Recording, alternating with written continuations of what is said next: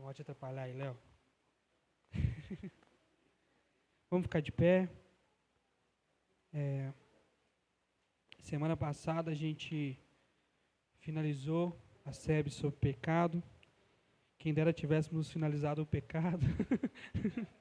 Mas amém. Vamos orar? Jesus, muito obrigado pela oportunidade de te adorar. Muito obrigado pela oportunidade de conhecer mais o Senhor. Conhecer mais a sua palavra, para que a gente possa viver uma vida de santidade e amor no Senhor. Senhor, toca os corações de cada um que está aqui nesse lugar. Toca a nossa mente, que nós possamos compreender as suas verdades e que nós possamos colocar em prática tudo aquilo que a gente aprender. É o que nós te pedimos no nome santo do seu Filho Jesus Cristo. Amém e amém. Então, irmãos,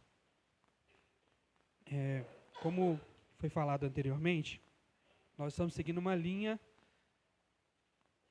teológica, né? Uma linha teológica. Por quê? Para que a gente entenda passo a passo sobre tudo o que aconteceu e tudo que nós precisamos compreender. Vamos revisar? Nós começamos falando da Bíblia, porque se a gente não crê na Bíblia, a gente está aqui à toa. Da Bíblia, a gente foi falar sobre Trindade, que é o mais importante da Bíblia. Se você não crê na Trindade, não tem por que crer na Bíblia. Depois, eu esqueci, a gente falou sobre oração, porque é o mais importante, porque, no fim das contas, é a forma com que a gente está em união com a Trindade. Então, tudo se encaixa. Falamos de pecado, porque é aquilo que nos afasta de tudo que vem de Deus. E agora nós vamos falar sobre expiação. Expiação. No último mês, tratamos sobre o pecado e seus efeitos. Sabemos que desde o início o pecado tem nos separado de Deus.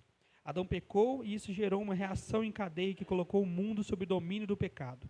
E, consequentemente, nos afastou cada vez mais do nosso Criador. A história, no entanto, nos mostra que Deus não desistiu de nos aproximar dele. E para que pecadores possam se chegar a um Deus santo, sangue precisa ser derramado. Esse é um princípio da expiação. Expiação não vem de espiar, tá? Isso, expiação com S. Expiação aqui vem, é com X, expiação. E é uma palavra importante, não é só uma palavra teológica. Muitas das vezes a gente usa palavras teológicas para explicar um termo. E essa palavra aqui, expiação, deveria ser uma palavra que a igreja conhece de forma comum. Por quê? Porque ela está presente em todo o Antigo Testamento. Definição, eu coloquei aqui. A palavra hebraica mais comum no Antigo Testamento para designar os vários tipos de expiação é kafar. Literalmente a palavra significa cobrir. Assim diz o termo. Expiação significa purificar, lavar, cobrir, fazer reparação, dar satisfação, especialmente sofrendo uma penalidade ou castigo, como no caso da expiação de um crime. Sofrer a penalidade imposta em assegurar a remissão. Vou explicar melhor? Expiação é quando o crime é perdoado mediante a algo que foi pago. Isso é expiação. Claro que no meio de tudo que eu for falando aqui, vocês vão se lembrar de Jesus, nós vamos chegar lá, mas existe um conceito muito mais antigo sobre expiação. A expiação de culpa no Antigo Testamento somente é possível mediante o sacrifício de animais com derramamento de sangue. E o derramado sangue propiciava, grava essa palavra, propiciava o povo enquanto indivíduo, e enquanto povo a estar na presença de Deus sem ser aniquilado. Os animais sacrificados representam o castigo aplicado como consequência da violação da justiça de Deus. E o sangue derramado e aspergido sobre o altar proclama a remissão e o perdão dos pecados. Por que eu vou falar de expiação agora? Porque a gente acabou de falar de pecado. E a gente não quer viver no pecado.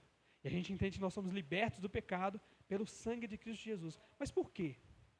Por que precisou de derramamento de sangue? Por que Jesus precisou sofrer tanto? Como assim, gente? Meu pecado não é tão grave, eu não faço tanta coisa ruim assim. Por que um homem teve que morrer no meu lugar? E não só um homem, o Filho de Deus. Expiação. Vamos lá. Expiação e propiciação são duas palavras que andam juntas. O propiciatório era a peça que cobria a Arca da Aliança, nos tempos do Antigo Testamento. O propiciatório também era feito de ouro puro, e no propiciatório havia as imagens de 2 querubins de ouro, posicionados um de frente para o outro, com suas asas estendidas, como que cobrindo a tampa da arca, e com os rostos voltados para a tampa, conforme as instruções do próprio Deus a Moisés. Está em Êxodo 25. Quem já é mais velho de igreja sabe, já viu aquela arquinha da aliança, e acha bonitinha, é bem bacaninha, tem os anjinhos. e tudo mais, uma arca extremamente poderosa. Muitos lá fora criam teorias sobre a arca, porque se você não sabe, esse é o spoiler, a arca sumiu. O povo perdeu a arca. E a arca era a representação do próprio Deus no meio do povo. Por isso o poder e a glória. E a tampa da arca se chamava propiciatório. Era na tampa do propiciatório que era derramado o sangue do animal para purificar os pecados da nação. Era um lugar extremamente importante.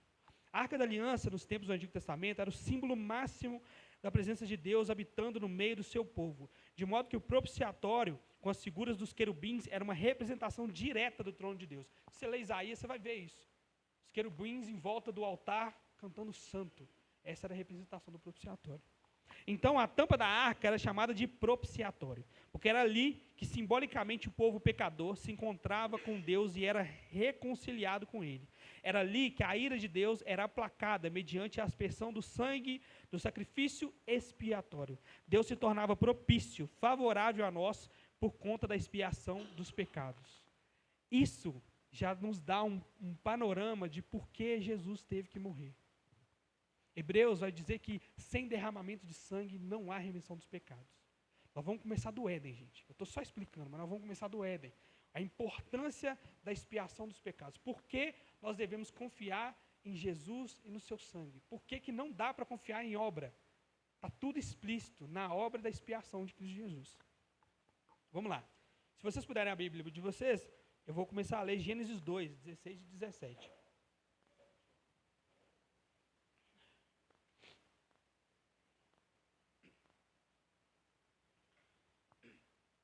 E o Senhor Deus ordenou ao homem: coma livremente de qualquer árvore do jardim, mas não coma da árvore do conhecimento do bem e do mal, porque no dia em que dela comer, certamente você morrerá.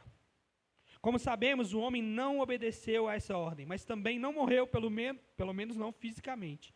O homem morre espiritualmente. Mas o que isso significa na prática? Significa que agora, com o conhecimento do bem e do mal, o homem passa a ser tentado internamente por desejos contrários à vontade de Deus e se torna inclinado a eles.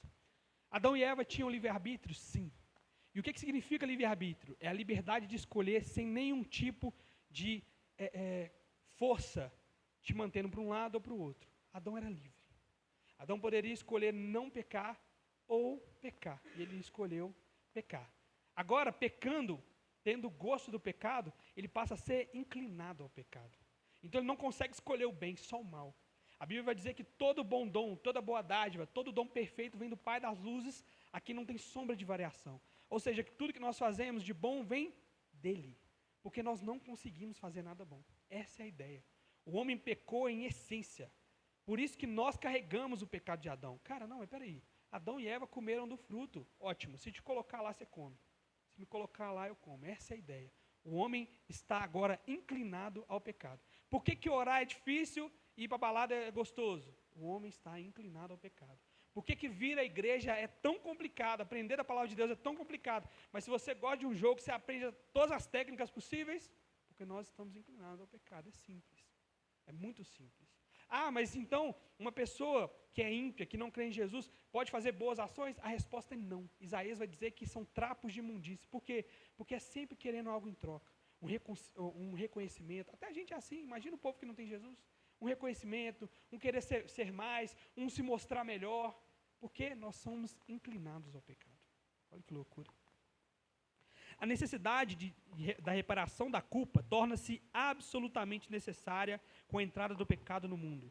Uma parede de separação foi erguida entre Deus e o homem, porque Deus, na sua infinita santidade e pureza, não podia se relacionar com o homem impuro, devido ao pecado que cometera. Ademais, a sua justiça foi violentamente ferida. A transgressão de sua lei não poderia, de forma alguma, permanecer impune.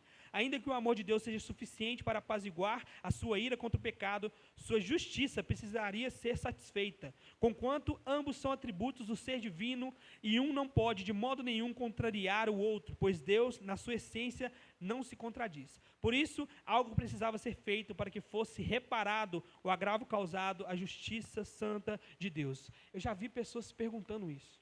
Por que Deus só não fingiu que nada aconteceu? Por que Deus só não deixou para lá? Ah, Adão, você pecou, mas pá. Por que Deus colocou a árvore do conhecimento do bem e do mal no meio do jardim, sabendo que o homem ia pecar? A resposta é: a santidade de Deus, a justiça de Deus, o amor de Deus, ele é essencialmente isso. Deus não tem amor, ele é. Deus não tem justiça, ele é. Ele precisa ser justo, assim como ele precisa ser amoroso. E o amor dele é justo, e a justiça dele é amorosa. Essa é a verdade. Se Deus não colocasse árvore nenhuma ali e deixasse o homem viver, o homem era livre? Não. Não existe liberdade assim. Uma liberdade onde você só pode escolher um caminho, não é liberdade. Não faz sentido. E o homem pecou, Deus vai só deixar para lá? Que isso? A justiça de Deus precisa ser satisfeita. Vocês vão ver que ao longo da história, Deus poderia ter abandonado o homem. Essa é a verdade. Quem pecar morre. Então por que Deus continua? A pergunta não é por que Deus deixou? Por que Deus não perdoou? A pergunta é por que Deus ainda insiste? É a maior pergunta. Por que depois do homem demonstrar diversas vezes que não quer saber dele, ele continua insistindo? Não faz sentido. A pergunta muda quando você percebe a loucura que é um Deus dando chances e mais chances para um povo que não quer ele. Deus amando esse povo e o povo se rebelando cada vez mais. Cara, não lê o Antigo Testamento se estiver muito nervoso. Só piora. Começa a parte dos juízes, é a coisa mais absurda do mundo.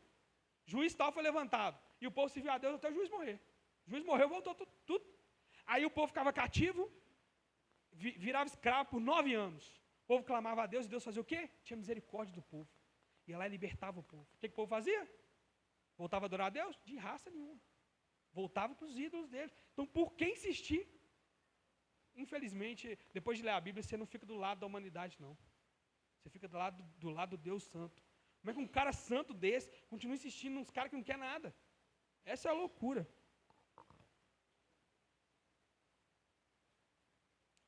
Por causa disso, a aproximação do homem pecador ao Deus puramente santo passa a requerer instrumentos que sirvam de atenuantes da culpa deste para com aquele. Por isso, desde os tempos primórdios, no sacrifício vicário de animais, está implícito um princípio divino que, sem derramamento de sangue, não há remissão dos pecados. Está em Hebreus 9, 22. A ideia é, precisamos nos chegar a um Deus santo. Como? Se somos pecadores. E o salário do pecado é a morte. Algo precisa morrer para que eu possa me chegar a esse Deus. Sangue precisa ser derramado para que eu possa estar em contato com esse Deus santo.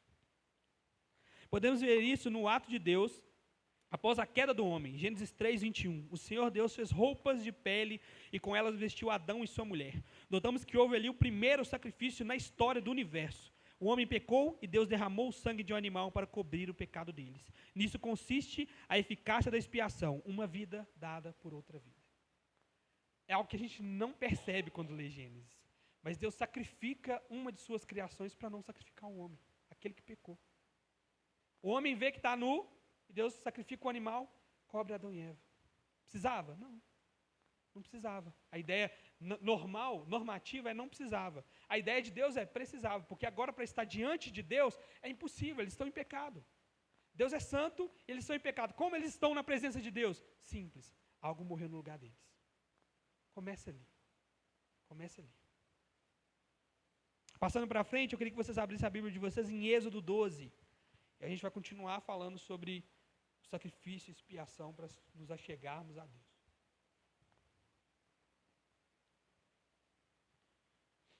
Pastor, se eu puder me avisar, porque eu fiz... geralmente eu faço as aulas cortadinhas. Dessa vez eu fiz muito, porque é muita coisa. Então, faltando 10 minutinhos, puder me avisar. 12, a partir do 21 até o 28. Diz assim: Então Moisés convocou todas as autoridades de Israel e lhes disse: Escolham um cordeiro ou um cabrito para cada família. Sacrifiquem-no para celebrar a Páscoa. Molhem um feixe de sopo no sangue que estiver na bacia e passe o sangue na viga superior e nas laterais das portas. Nenhum de vocês poderá sair de casa até o amanhecer. Quando o Senhor passar pela terra para matar os egípcios, verá o sangue na viga superior e nas laterais da porta e passará sobre aquela porta, e não permitirá que o destruidor entre na casa de vocês para matá-los. Obedeçam a essas instruções como decreto perpétuo para vocês e para os seus descendentes. Quando entrarem na terra que o Senhor prometeu dar a vocês, celebrem essa cerimônia. Quando seus filhos perguntarem o que significa essa cerimônia, respondam-lhes: é o sacrifício da Páscoa ao Senhor, que passou sobre as casas dos israelitas no Egito e poupou nossas casas quando matou os egípcios. Então o povo curvou-se em adoração. Depois os israelitas retiraram e fizeram conforme o Senhor tinha ordenado a Moisés e a Arão. O sangue do cordeiro passado nos umbrais das portas implicava na morte de um animal.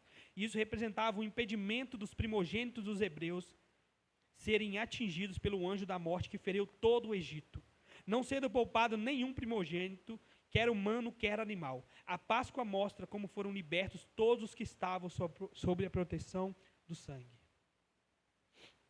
Existe um paralelo entre a Páscoa e Jesus, entre o sacrifício no Éden e Jesus. Nós precisamos nos lembrar que o Antigo Testamento é uma sombra do que havia de vir. E uma sombra vem primeiro, sem forma. Você pode até perceber se é um homem ou uma mulher, se é um animal. Você pode perceber, talvez, médio tamanho, mas você não sabe o que está por vir. Existia algo por vir. Existia uma promessa de que um derramamento de sangue haveria de curar todos os pecados. Mas, enquanto isso, sangue animal era derramado. E eu acho que uma das maiores figuras disso tudo, uma das maiores demonstrações disso tudo é a própria Páscoa. O povo seria morto, todos. Mas Deus enviou o sinal de sangue. Nada é à toa, nada é por acaso. Pelo sangue, os primogênitos foram poupados. Vocês conseguem entender o paralelo? Para a gente fica um pouco fácil, né? A gente já está aqui. Mas o povo ali, eles esperavam a vinda de algo. E Deus falou assim, sangue. Que vai livrar vocês da morte é o sangue. Desde a queda do homem, é possível observar que a ideia do sacrifício a Deus, o holocausto, né, se tornou muito comum. O maior exemplo disso é Caim e Abel. Ninguém pediu nada. Mas aí, né, vamos sacrificar? Vamos oferecer? Loucura, né? Nisso vemos que mesmo que ainda não houvesse uma lei instruindo acerca da expiação dos pecados, o homem já tinha dentro de si a ideia de uma dívida com Deus. A instituição da expiação em forma de lei acontece a partir do livro de Êxodo. Uma leitura cuidadosa do livro de Levítico revelará a necessidade do sacrifício de animais com derramamento de sangue para expiação da culpa, pois uma vez que o homem falhou em viver de acordo com as exigências justas de Deus, um meio de expiação tornou-se essencial para que tanto as suas faltas morais como as suas físicas pudessem ser perdoadas. Essas grandes cerimônias foram instituídas para tornar possível a coexistência do Deus Santo com seu povo pecador. Ou seja, existe uma ponte aonde se fez um abismo. E quem criou essa ponte? O homem não criou essa ponte. O homem não foi até Deus. Deus continua indo até o homem. Isso é uma loucura. Nós temos hoje o péssimo hábito de acharmos que nós aceitamos a Deus. Senhor, vou viver minha vida de pecado, vou fazer o que eu quiser, depois eu te aceito. É Ele quem nos aceita. É Ele que nos transforma. É Ele quem transborda a graça dEle. É por causa dEle que nós não gostamos mais de viver no pecado. Porque eu gostava 5 minutos atrás. Então o que mudou? Eu vejo pessoas bem intencionadas vindo para a igreja. E elas vêm e falam assim, eu vou me esforçar. Mas esforço não é suficiente. A ponte foi feita, e hoje a ponte é Cristo Jesus, mas a ponte foi feita desde sempre pelo próprio Deus. A oração é, Deus, tem misericórdia de nós. Deus, me faz nascer de novo. Não é Deus, eu vou nascer de novo aí o Senhor me aceita. Não. É, Senhor, pelo amor de Deus, eu não consigo viver disso aqui não. Eu não consigo mais viver nesse mundo. Eu vi uma frase uma vez que fala que quando algo te deixa consternado, quando algo te deixa incomodado, é ali que nasce o seu ministério. É ali. Cara, eu não aguento ver esse bando de gente se perdendo. Vamos fazer um culto na praça. Nasceu o ministério. Cara, eu não aguento mais ver a nossa igreja passando por dificuldade, por quem toca, com quem canta. Eu vou aprender a cantar nesse trem. Nasceu. Está aí. Nós vivemos uma vida de propósito. A gente quer achar o nosso propósito. Qual é o meu propósito com o Senhor? Qual é o meu propósito com Deus? Aí será que é pregar? Será que é tocar? Cara, o seu propósito é ficar irritado com um mundo que não quer Ele. Começa aí. O que te incomoda? Nada. Então, não tem chamado. Não tem chamado. Provavelmente você não foi chamado. E não foi chamado a pregar, a cantar, não foi chamado por Cristo Jesus. E sabe por que isso é bom? E eu vou contar para vocês por que isso é bom. Porque não depende daquele seu parente mundano crer em Cristo. Primeiramente depende do próprio Deus. E ele fez a parte dele. Está lá Jesus na cruz. Então eu posso orar assim: Jesus, alcança. Alcança. Ele não quer não, mas o Senhor quer. Vai lá. É desejo de Deus que todos sejam salvos e cheguem ao pleno conhecimento da verdade. Essa é a resposta. Não, mas fulano não tem jeito. Como que você sabe? A vista dele realmente não tem jeito. Mas não é para ter mesmo não, todo mundo caiu. A gente tem o péssimo hábito de achar que nós viemos voluntariamente a Deus. Não viemos. Porque se eu viesse voluntariamente a Deus, eu teria vindo antes. E quanto tempo eu passei na igreja sem ser crente? Quanto tempo? Quanto tempo? Foi quando o bicho apertou, o pau quebrou, que eu falei assim, eu preciso mudar. Posso viver do jeito que eu estou? E aí vem aquela coisa, né? Aquela frase de efeito. Quem não vem por amor, vem pela dor. É impossível vir pela dor. O amor de Cristo Jesus nos trouxe. Não tem como vir pela dor. Veio pela dor do Filho de Deus, ótimo. Mas veio pelo amor do Filho de Deus, pelo amor do próprio Deus. Essa é a realidade do Evangelho. Amor. Não é um amor barato que te ama do jeito que você quer, da forma que você quer, você pode continuar vivendo. Não, é um amor que custou demais, custou sangue. Isso é expiação. Isso é expiação. Loucura. Um pastor chamado Erickson, ele diz o seguinte: esses sacrifícios eram necessários não para provocar uma mudança no pecador, ou para impedir os outros de cometer outro pecado, mas expiar o pecado que merecia intrinsecamente uma punição. Houve uma ofensa contra a lei de Deus e, portanto, contra Deus em pessoa, e isso precisava ser corrigido.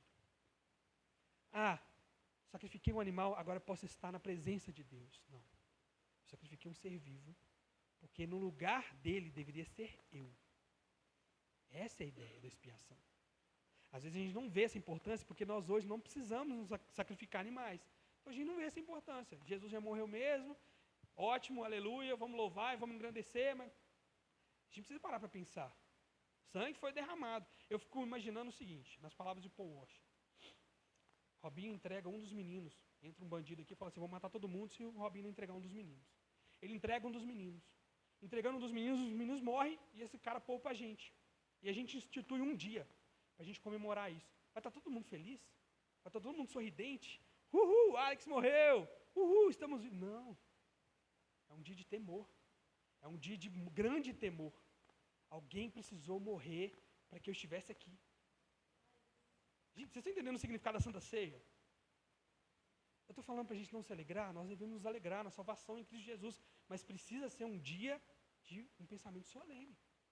O culto público é chamado na Bíblia de culto solene, porque é uma solenidade a Deus. É por isso que às vezes as pessoas acham que a gente é chato. Cara, tal música, por que não?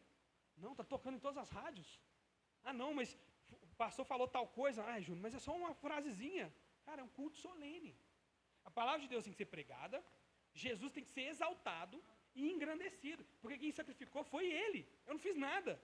Aí eu vou ficar ouvindo aqui que eu sou o melhor, que tudo vai mudar, que a minha vida vai ser maravilhosa. Que isso, cara? Isso não é um culto de adoração. É chamado de ode ao homem. É um chamado, uma oração ao homem. Você pode tudo, você é tudo, você merece tudo. Caraca, não merece. A ideia é essa. E quando se ouve muito de pecado, nosso coração se entristece. A gente pensa, cara, eu estou caminhando e eu continuo em pecado. A verdade é que a gente não devia se entristecer. A gente devia se lembrar de quem morreu pelos nossos pecados e nos fortalecer para não pecar. Sabe o que a Bíblia diz no Novo Testamento? Que se continuamos a pecar deliberadamente, já não resta sacrifício nenhum. Apenas uma grande expectativa de um fogo que está vindo. Essa é a ideia. Ou seja, o sacrifício de Jesus, ele cobre tanto que se você não crê nele, não resta mais nada. Não adianta mais nada. Não adianta você correr, não adianta ficar vindo na igreja, não adianta, não resolve. Nada vai resolver. Se eu fosse você, é isso que o apóstolo está falando. Senta e chora e espera. Está vindo um fogo aí. Vai consumir tudo aquilo que não tiver debaixo do sangue, nos umbrais da porta. Olha o Êxodo aí de novo. Isso é muito louco, cara.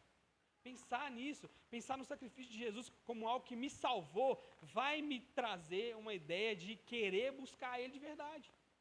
Talvez se nós hoje temos uma ideia de, Jesus é bacaninha, é legalzinho, vamos vivendo aí, é porque a gente não entendeu expiação, a gente não entendeu o quão grande é o nosso pecado e principalmente o quão grande foi o sacrifício. Eu vou me adiantar um pouquinho e dizer que o Deus homem morreu. Não foi um homem qualquer, não foi um cara da esquina, foi Deus. Como isso aconteceu? Eu não sei te explicar. A teologia não consegue te explicar. Isso é chamado de antinomia, a gente não sabe. O homem morreu ali na cruz? Morreu. Deus morreu ali na cruz? Morreu. Como? Se Deus não morre. Ah, então foi só o homem. Se foi só o homem, a Bíblia fala que um homem vale no máximo um homem. E ele morreu pelos pecados do mundo. Ele precisa valer mais do que um homem. Como explica um trem dele? Não explica. Não explica, velho. É muito louco. O sacrifício em Israel envolvia a oferta de animais domésticos selecionados, cereais, azeite e vinho. Todos esses produtos simbolizavam o adorador israelita. O vinho, os cereais, representavam nós, os trabalhadores. Tudo aquilo que veio das minhas mãos, está aí. Que através dos atos de sacrifício era readmitido na presença de Deus.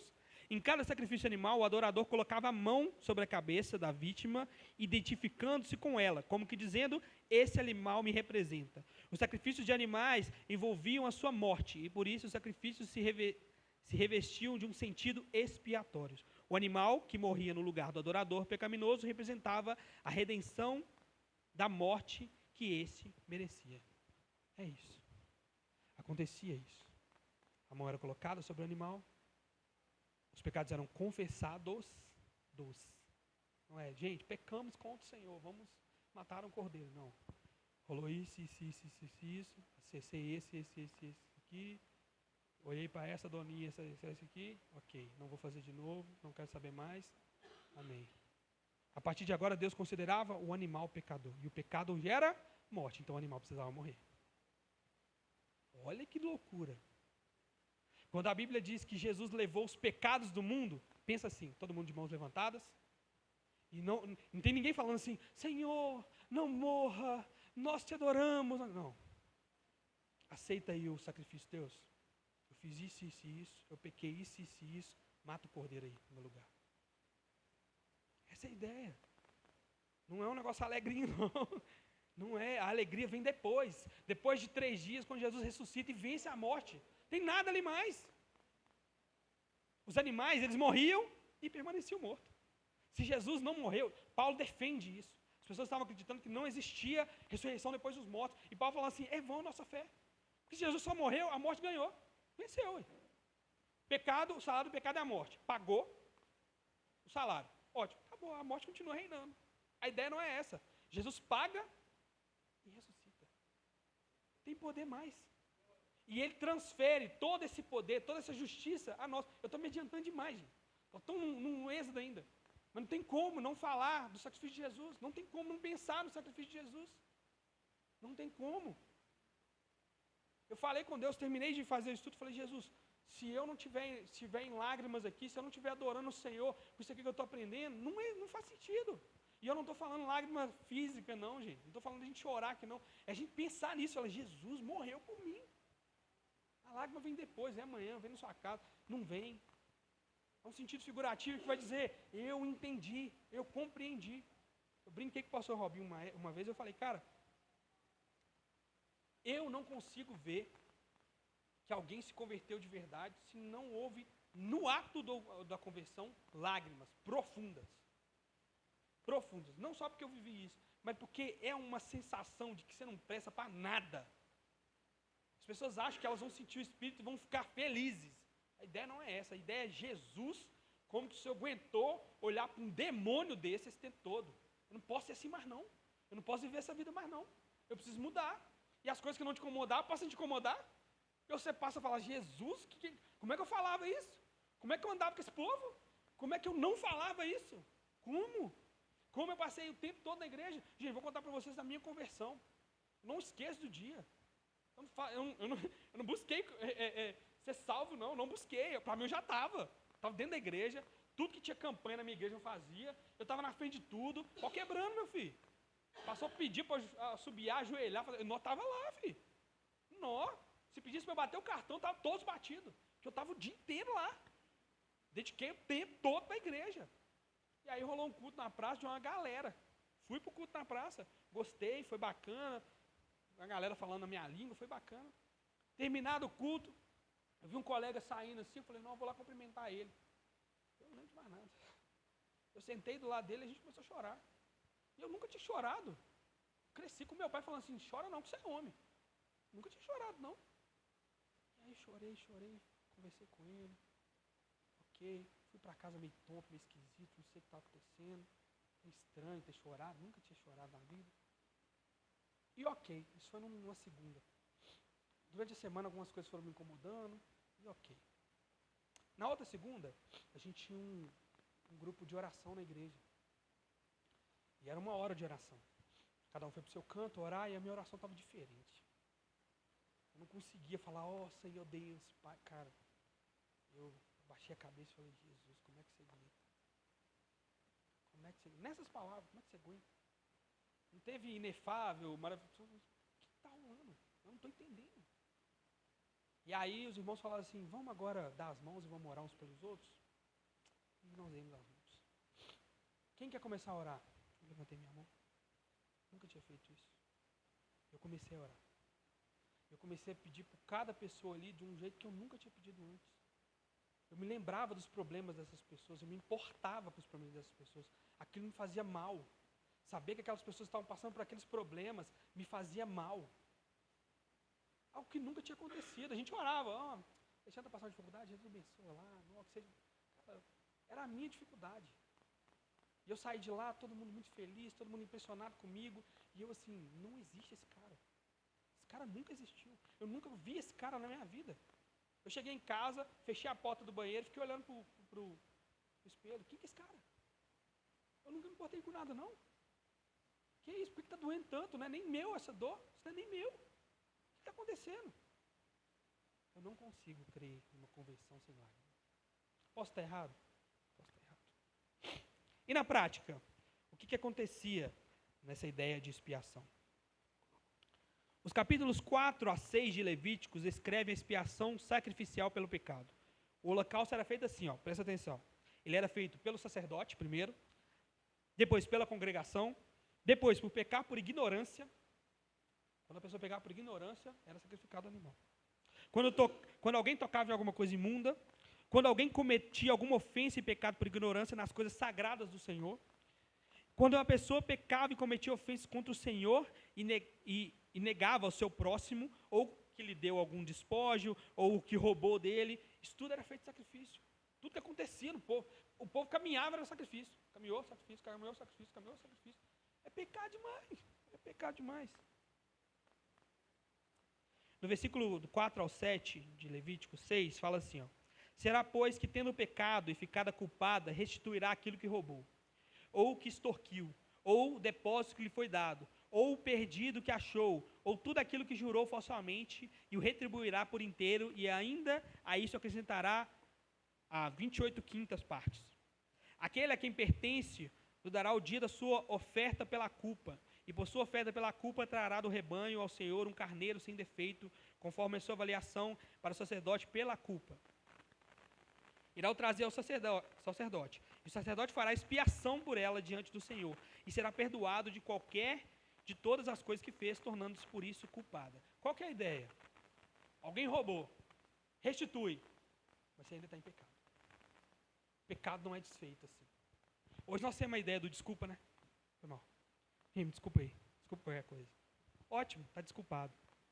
Mas sacrifício precisa ser feito, porque você fez algo grave. Que loucura. Em todos esses casos, deve-se atentar para um detalhe de que o animal deveria ser sem defeito. Por quê? Porque o defeito está naquele que está imputando o pecado. Então, a ideia do animal não ter mancha significa que o quê? Se o animal tiver mancha, mancha ali era o significado do pecado. Então, ele não poderia ser sacrificado, porque ele já tem o pecado, já tem a mancha. Então, o animal precisaria ser sem mancha. Estamos falando de Jesus? É lógico que nós estamos falando de Jesus. É óbvio que nós estamos falando de Jesus. Olha a sombra. Não era qualquer animal. Essa é a ideia. Não é qualquer animal. E aí, eu quero fazer uma pergunta para vocês. Quem pode controlar um rebanho para que nasça um bicho sem defeito? Ninguém. Então, acontece de você ter pecado, precisar sacrificar um animal e não ter nenhum sem defeito, porque todos estão com defeitos? Não. Como isso é possível? A resposta é: Deus providencia um animal. Deus providencia o sacrifício desde o Éden. Desde o Éden. A culpa pelos pecados. De novo, nós pagamos pelo nosso pecado? Não dá. Precisa de alguém. As pessoas acham assim, um absurdo. Uma vez eu falei com um colega meu. A gente estava comentando algumas coisas. E a gente falando da igreja católica, e eles falando assim, não, mas no fim das contas são nossos irmãos na fé. Não são. Não são. Porque eles não creem no sacrifício único de Deus. Precisa de outros mediadores. Isso não é evangelho. Isso é um ponto central. Um ponto central é o evangelho de Cristo Jesus, que só pode ter expiação dos pecados através de quem? Do próprio Cristo Jesus. Eu converso com Maria, converso com João, converso com Pedro, converso com Jesus. Que é isso? Confusão é essa? Ah, não, mas eu conversando com a mãe de Jesus, ele ouve melhor, pelo amor de Deus. Pelo amor de Deus. E aí, eu não falo nem da besteira que é. Eu falo de como isso fere o sacrifício de Jesus. Vou falar na palavra de uma forma chula. Um animal foi morto na cruz. Vocês querem uma resposta melhor? Vamos lá, Abraão e Isaac. Deus fala assim, entrega seu filho. Entrega. Abraão vai lá, leva o menino pergunta. Abraão fala, Deus proveu o cordeiro aí, velho. Abraão sabe o que vai acontecer. Abraão amarra o menino, e aí o menino já sabia. Não tem como fugir. Eu sou o cordeiro. Abraão levanta o cutelo, e ao descer, onde manda parar? Eu já entendi, Abraão. Mas vamos ficar então sem sacrifício? Está aí o cordeiro. E o cordeiro, Jesus Cristo, morre no lugar do menino. Olha que legal. E aí nós vamos para a cruz. Na cruz, nós temos um cordeiro. O cutelo é levantado. Mas é ele que tem que ser morto. É ele que tem que ser morto. A sombra do animal. A cruz não é um lugar bonito. Isso aqui representa para nós redenção. Olhar para a cruz representa para nós salvação. Uma vez eu já me perguntei isso. Cara, por que eu coloco uma cruz em uma igreja sendo que a cruz é a representação de um mal? Para nós não. Para nós a cruz é sinal de redenção. Aquilo que era vergonha para o mundo se tornou glória para nós. Vou viver de cruz, vou botar uma cruz no corpo. Para quê? Não precisa disso tudo. Mas é importante a gente olhar para a cruz sempre. É importante a gente se lembrar de que em um lugar de desonra, em um lugar sujo, morreu o Filho de Deus. Pelos nossos pecados, mais sujos ainda, né? Cara, eu queria encerrar.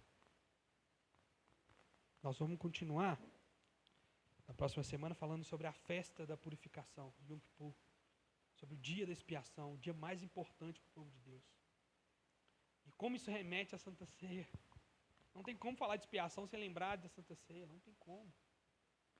Eu fico doido, senhor. Eu subo aqui e aí tem que cantar uma música e eu fico assim, Jesus, canta o quê? Para o Senhor canta o quê? Tipo assim, não estou falando que eu não escolho as músicas não, mas no dia da ceia eu fico assim, Jesus, o que canta? Porque a ideia da música é fazer com que você sinta o que está acontecendo. Então se eu canto aqui, a alegria está, ótimo, maravilhoso, não está errado não, mas para mim, no meu coração não reflete aquilo que está acontecendo. Tem alguma coisa acontecendo aqui a mais. Ah, então a ceia é o dia mais importante? Para mim é.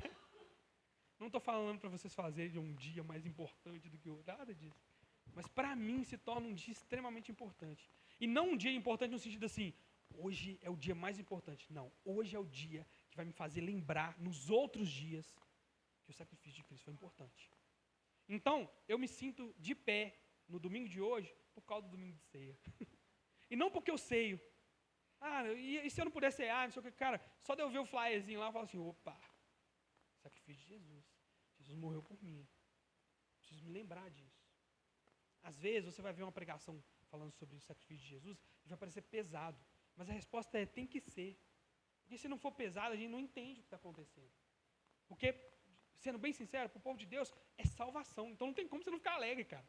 A ideia é, fique alegre. Eu não estou virando para ninguém aqui, falar, no dia de Santa Ceia, todo mundo de cabecinha baixa. Porque, Jesus morreu. Não, cara. Ele nos livrou do inferno. Ele nos trouxe contato com Deus. Não tem como ele ter te dado um negócio melhor. Se ele te der um casamento estruturado, não chega aos pés.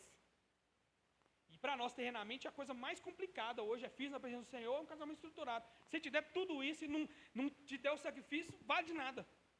Coisa mais importante que ele fez. É um dia de alegria, mas uma alegria reverente. Não estou em qualquer lugar, não estou diante de qualquer pessoa, não foi qualquer sacrifício, não é qualquer pão, não é qualquer vinho. Amém? Vamos orar? Eu agradeço demais a Jesus, demais. Deixa eu contar para vocês o seguinte, essa semana toda eu tentei estudar e não consegui. Segunda e terça, eu estava muito cansado por causa da gripe. E aí eu não consegui prestar atenção. Sabe quando você não presta atenção? Eu fui trabalhar, quando chegou do serviço, falei assim, eu fui? Estava nem entendendo. Quarta-feira a gente teve coisa aqui, e aí não deu para eu estudar. Quinta, eu falei, Jesus, é feriado, é o dia do Senhor falar comigo. Eu estava tão cansado, filho, que eu fiquei o dia inteiro prostrado. E o problema é, nada saiu da minha cabeça. Eu fiquei a semana toda pensando o que eu tinha que fazer, as minhas obrigações e tudo mais. E aí, sexta-feira, eu funciono bem no serviço, de um jeito que não dá para explicar. Quinta de noite eu tentei fazer, escrevi algumas coisinhas, mas sexta-feira eu cheguei no serviço, baixei minha cabeça e falei, Jesus, é agora ou nunca. Ou o Senhor faz, ou vou ligar para o Robinho e falar, não tem nada. Não tem nada. E aí eu comecei a lembrar do que era expiação, o que eu sabia. Algumas coisas eu descobri, lógico, mas algumas coisas eu já sabia. E eu comecei a lembrar e falei, cara, isso é pesadão. Jesus, me ajuda. E não me ajuda assim, cara, nossa igreja é uma igreja fraca, então se eu falar, me ajuda a entender. Porque pregar isso aqui sem entender não vale de nada. Falar isso aqui sem, não vale de nada. Ah, mas aí eu falei aqui e nenhum de vocês entendeu. É triste para vocês. Mas se eu não entendi, cara, é bobeira, sabe? Estudar sobre expiação me fez lembrar de quando eu me converti, que eu não queria fazer nada de forma porca. E não estou falando de excelência, não, eu queria fazer olhando para cima. Tudo que eu fazia, eu olhava para cima e aí, Senhor, está valendo ou não está valendo? Está te agradando ou não está te agradando? Com o tempo, a gente vai ficando técnico. Esse tom aqui, esse timbre aqui, não, aqui tem que terminar desse jeito, tem que ter uma frase de efeito para finalizar, e não sei o quê. E a gente vai perdendo esse humanismo, que é o sacrifício de Jesus. E eu pedi a Deus essa semana para que a gente não perca isso. E para quem perdeu aqui do meio de nós, que reaja. E para quem nunca teve, que passe a ter. Talvez você nunca teve por falta de conhecimento. Existe uma guerra tão grande, gente, hoje em dia, entre o conhecimento e o espiritual. Não faz o menor sentido essa guerra. As duas coisas são uma. Sem conhecimento, você não adora. Sem adoração, você conhece à toa. Você precisa juntar as duas coisas. Conhecimento é adoração. Essa é a minha frase de efeito. Vê agora, gente. Não escrevi, não. Amém, Jesus. Estou falando. Senhor, nos perdoa pelos nossos pecados. Nos perdoa pelas nossas falhas que nós achamos bobas. Nos ajuda a abandonar os nossos pecados de estimação. Nos ajuda a ter uma dúvida santa sobre a nossa conversão, para que a gente possa se converter de verdade. A gente possa reconhecer que somos dependentes do Senhor em tudo. E principalmente no momento de adorar o Senhor, no momento de crer no Senhor. O Senhor nos atraiu. O Senhor nos escolheu. O Senhor nos abraça. O Senhor nos aceita. O perdido sou eu. Jesus tem misericórdia do seu povo. Tem misericórdia de todas essas pessoas que querem o Senhor, mas não sabem como. Toca o coração dessas pessoas, toca a mente dessas pessoas. Que elas possam reconhecer o Senhor como Salvador, não só com palavras, mas com o coração ardendo de vontade de fazer a sua vontade, algo que nunca aconteceu na vida delas. Que toda tristeza, que toda indisposição, que todos os problemas se tornem nada diante do sacrifício do seu Filho Jesus. O Senhor vale mais, o seu sacrifício vale mais. Não vale a pena eu viver uma vida de tristeza aqui, sabendo que eu preciso entregar para o Senhor a maior adoração que eu puder, porque nada se compara à adoração do seu Filho na cruz. Que a verdade do Evangelho nos transporte para um lugar onde nada nos abale, porque nós precisamos trabalhar para esse Deus que fez tudo por nós. Toma os nossos corações, Jesus. Toma a nossa mente. Toma o nosso corpo, os nossos problemas, o nosso cantar, o nosso andar, o nosso agir. Toma, é tudo seu. Aí sim, nós vamos estar dando o devido valor ao seu sacrifício. Aí sim, a gente vai parar de se importar com coisas tão pequenas e passar a nos importar com aquilo que vale muito mais. É disso que nós precisamos. Nós não precisamos dos nossos problemas resolvidos, nós precisamos do Senhor. De reconhecer o Senhor como Salvador das nossas vidas. Porque tudo aqui vai passar, tudo. As picuinhas, as tristezas, as amizades que não dão valor para a gente, não importa, não interessa. Se as pessoas gostam ou não de nós, não interessa. Se nós somos divertidos ou se nós somos pessoas acanhadas, não interessa. O que interessa é fazer a sua vontade, é cumprir a sua obra, é viver para o Senhor, porque o Senhor pagou um alto preço para isso. Nós somos eternos devedores da sua graça, Jesus. Coloca essa consciência no nosso coração também. Que o nosso coração esteja consciente disso. Para que quando a gente se esquecer, Ele venha nos lembrar dessas verdades.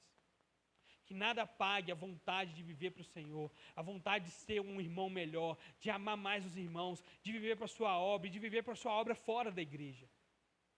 De servir ao Senhor com o nosso dinheiro, com o nosso coração, com as nossas pernas, com as nossas mãos, com a nossa boca, Jesus. Não importa a nossa aparência, não importa como as pessoas nos enxergam, importa como o Senhor nos enxergou. O Senhor nos enxergou como pessoas pacíficas, como pessoas que merecem a sua ira. Mas mesmo assim, entregou o seu Filho por nós. E hoje, a mentalidade do Senhor, os planos do Senhor para nós são planos de paz. E não de paz para que a gente viva uma vida confortável, mas de paz para que a gente possa viver uma vida dedicada ao Senhor. Essa é a verdade do Evangelho. Eu oro em nome do seu Filho Jesus Cristo, para que isso entre nos nossos corações e que a gente possa incendiar o mundo com essas verdades. Amém e amém.